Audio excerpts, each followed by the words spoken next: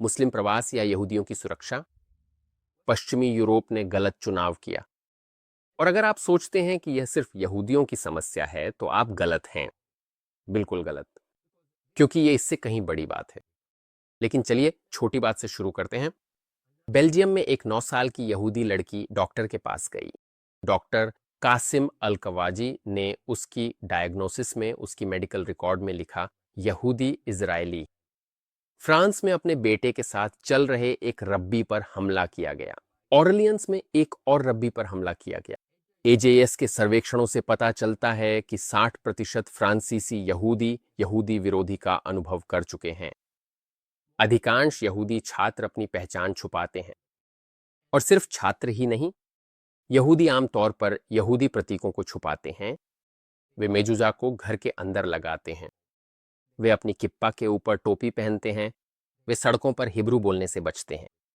ऐसे पूरे मोहल्ले हैं जहां मुस्लिमों का दबदबा है और वहां यहूदी बिल्कुल काम नहीं करते। यहूदी लोग टैक्सी में अपने उपनाम तक बदल देते हैं ताकि किसी को शक न हो कि वे यहूदी हैं। हर यहूदी संस्था के चारों ओर कड़ी सुरक्षा होती है। पश्चिमी यूरोप में यहूदी जीवन ऐसा ही है। दशकों से यह स्थिति ऐसी ही है। पिछले 2 वर्षों में यह स्थिति और भी खराब हो गई है, लेकिन गिरावट बहुत लंबे समय से जारी है। यहां सिर्फ फ्रांस में यहूदियों पर हुए घातक हमलों की एक छोटी सूची है। सेबास्टियन सैलाम की हत्या, इलान हलीमी का अपहरण और यातना, टूलूज हमला जिसमें 4 यहूदी मारे गए थे, हाइपर काशेर हमला जिसमें 4 और यहूदी मारे गए थे, मीरी नोल की हत्या, सारा हलीमी की हत्या। अब मैं कुछ ऐसा कहने जा रहा हूं जो आप में से कुछ लोगों को असहज कर देगा, तो कृपया असहज हो जाइए, क्योंकि सच सुखद नहीं होता। इन सभी हमलों को मुसलमानों ने अंजाम दिया था। कुछ मामलों में फ्रांसीसी अधिकारियों ने इसे छुपाने की कोशिश की, यह दिखाने का नाटक किया कि ये हत्यारे बस मानसिक रूप से बीमार थे। मजेदार बात है, क्या आपने कभी सुना है कि कोई मानसिक रूप से बीमार यहूदी ने किसी मुसलमान की हत्या की हो? शायद नहीं। क्या आपने कभी यूरोप में किसी यहूदी द्वारा मुसलमान की हत्या के बारे में सुना है? नहीं। मुसलमानों को यहूदी हमले के डर से अपनी पहचान छुपाने की जरूरत नहीं पड़ती। मस्जिद के प्रवेश द्वार पर कोई सशस्त्र सुरक्षा नहीं होती, इस डर से कि कोई यहूदी अंदर घुसकर नरसंहार कर देगा। यहां हिंसा एक ही दिशा में जाती है। मुसलमान यहूदियों पर हमला करते हैं। और यहां एक छोटी सी बात है, यहूदियों पर सबसे भयानक हिंसक अपराधों का आरोप लगाया जाता है। नरसंहार, जातीय सफाया, भुखमरी। लेकिन आपके देशों में, पश्चिमी यूरोप में या दुनिया के किसी भी और हिस्से में कौन ज्यादा हिंसक है, यहूदी समुदाय या मुस्लिम समुदाय?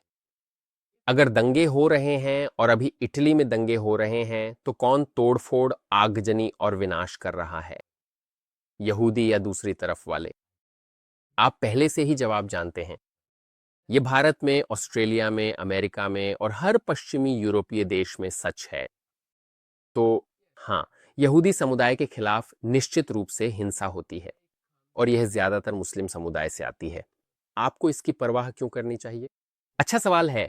आपको इसकी परवाह करनी चाहिए क्योंकि अगर यहूदी सुरक्षित नहीं हैं, अगर यहूदी जा रहे हैं, तो यह बहुत बुरा संकेत है। यहूदी कोयले की खान में कैनरी की तरह हैं।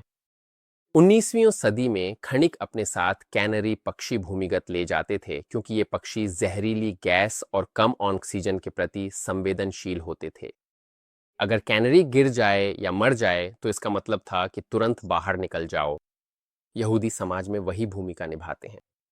वे हमेशा सबसे आगे होते हैं, लेकिन साथ ही सबसे अधिक असुरक्षित भी होते हैं।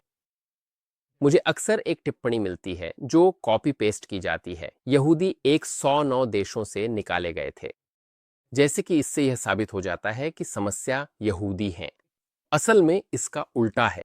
जब कोई समाज अपने यहूदियों को निकाल देता है तो वह समाज पतन की ओर बढ़ रहा होता है।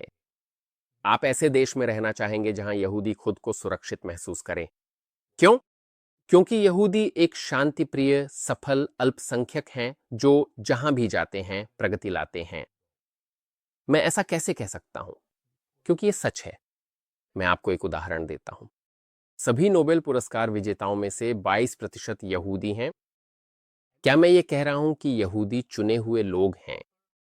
नहीं, ईश्वर ने ऐसा कहा था।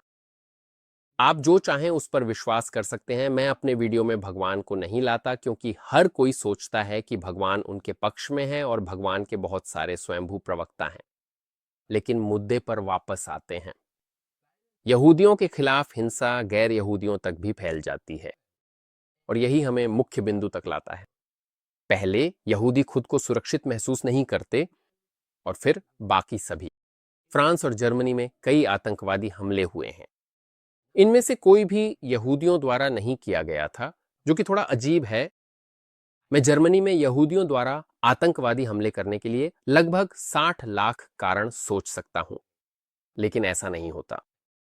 अब आइए महिलाओं के अधिकारों के बारे में बात करें। मैं एक ऐसे वाक्य से शुरू करूंगा जो मैंने कभी किसी को कहते नहीं सुना, हालांकि यह पूरे पश्चिमी यूरोप में सच है। अगर नारीवादी वास्तव में महिलाओं के अधिकारों की परवाह करते, तो वे मुस्लिम प्रवास के खिलाफ सबसे तेज आवाज होते। मुझे आश्चर्य है, आपके देश में France, Denmark, Holland, Germany, Wisconsin, England, Sweden में क्या नारीवादी इस मुद्दे को उठा रहे हैं? या उनमें से अधिकांश चुप रहते हैं क्योंकि यह राजनीतिक रूप से सही नहीं है? मैं ये किस आधार पर कह रहा हूं? आधिकारिक ईयू सांख्यिकी पर और अन्य स्रोतों पर भी। मैं नीचे लिंक छोड़ दूंगा। लेकिन शुरू करने से पहले यहां एक छोटी सी चुनौती है। देखें क्या आप उस गायब शब्द को पहचान सकते हैं। 2019 में पेरिस में सार्वजनिक परिवहन पर हुए 63% यौन उत्पीड़न विदेशी नागरिकों द्वारा किए गए थे। 2020-30 में पेरिस की सड़कों पर हुए 97 बलात्कारों में से 30 मामलों को सुलझाया गया। इन 36 संदिग्धों में से 28 विदेशी नागरिक थे। 2016 में कोलोन में सैकड़ों बलात्कार प्रवासी समूहों द्वारा किए गए थे। 153 संदिग्धों में से 103 मोरक्कन या अल्जीरियाई थे। साल 2016 में ऑस्ट्रियाई पुलिस ने एक जर्मन महिला के सामूहिक बलात्कार के आरोप में 9 इराकी शरणार्थियों को गिरफ्तार किया था। स्वीडन में 2000 से 2015 के बीच दोष सिद्धि तक पहुंचने वाले बलात्कारों में 60% पहले और दूसरे पीढ़ी के प्रवासियों द्वारा किए गए थे। स्पेन में 2021 में यौन उत्पीड़न के 45% दोषी विदेशी थे। जर्मनी में 2017 में बलात्कार और यौन उत्पीड़न के 37% संदिग्ध विदेशी थे। क्या आपने देखा कि सभी आधिकारिक आंकड़ों में कौन सा शब्द गायब है? एक आखिरी उदाहरण, इस बार बिल्कुल स्पष्ट। डेनमार्क। इस ग्राफ को देखिए। यह अपराध दरें दिखाता है।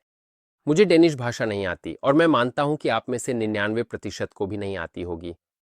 लेकिन यह स्पष्ट है कि एक समूह दूसरों की तुलना में कहीं अधिक अपराधों के लिए जिम्मेदार है। उस समूह को मेनैप्ट देश कहा जाता है। मैंने यह शब्द पहले कभी नहीं सुना था, तो मैंने जांच की। इसका मतलब है मध्य पूर्व, उत्तरी अफ्रीका, अफगानिस्तान, पाकिस्तान और तुर्की। आइए हम सब मिलकर वह शब्द कहें जिसे ये सभी आंकड़े शिष्ट शब्दों जैसे विदेशी, प्रवासी, मध्य पूर्व में जन्मे लोग, शरणार्थी आदि के पीछे छुपाने की कोशिश करते हैं। चलिए इसे इसके असली नाम से पुकारते हैं, मुस्लिम। स्वीडन में महिलाएं आज से 30 साल पहले की तुलना में कम सुरक्षित हैं। इसका कारण चीन से आए शरणार्थियों की लहर नहीं है। पेरिस में जो हिंसक हमले हुए वे कनाडा से आए प्रवासियों द्वारा नहीं किए गए थे। तो क्या मैं यह कहने की हिम्मत करूं? हां, क्योंकि यहूदी और महिलाओं की सुरक्षा मेरे लिए राजनीतिक शिष्टाचार से अधिक महत्वपूर्ण है। और किसी समस्या का समाधान करने के लिए सबसे पहले आपको उसका नाम लेना होता है। मेरे विचार में जो भी महिला अधिकारों और महिलाओं की सुरक्षा की चिंता करने का दावा करता है, उसे इस विषय पर अपनी आपराधिक चुप्पी का स्पष्टीकरण देना चाहिए। आपको मेरी बात पसंद नहीं आई? बहुत बढ़िया। आप मुझे कुछ भी कह सकते हैं। आप इजराइल से आसमान तक नफरत कर सकते हैं, लेकिन आप यह भी जानते हैं, मान लीजिए आपकी 18 साल की बेटी को देर रात घर लौटना है और उसके पास दो रास्ते हैं, एक यहूदी मोहल्ले से होकर, दूसरा मुस्लिम मोहल्ले से होकर। तो आप अच्छी तरह जानते हैं कि आप उसे किस रास्ते से जाने के लिए कहेंगे। वैसे मैंने डेनमार्क का जिक्र क्यों किया? क्योंकि इसमें एक बहुत ही दिलचस्प मामला है जिसमें फिलिस्तीनी, डेनमार्क और अपराध शामिल हैं। 1992 में डेनमार्क ने 321 फिलिस्तीनियों को स्वीकार किया था। 2019 में सरकार ने जांच की कि उनका क्या हुआ। यह है जो उन्होंने पाया। 204 लोगों पर आपराधिक दोष सिद्ध हुए थे। 71 लोग जेल गए। 176 लोग कल्याणकारी योजनाओं पर निर्भर रहे। उनके बच्चे 337 दोष सिद्धियां। 132 लोग जेल गए। 372 लोग कल्याणकारी योजनाओं पर हैं। काफी हैरान करने वाला है। पश्चिमी यूरोप के सभी देशों में आंकड़े बिल्कुल साफ हैं। मुस्लिम समुदाय कहीं अधिक हिंसक हैं। यहूदी सबसे पहले अपनी जान देकर इसकी कीमत चुकाते हैं और महिलाएं अगला समूह हैं जो पीड़ित होती हैं। वे पहले से ही भुगत रही हैं। पसंद नहीं आया? मुझे गलत साबित करके दिखाओ।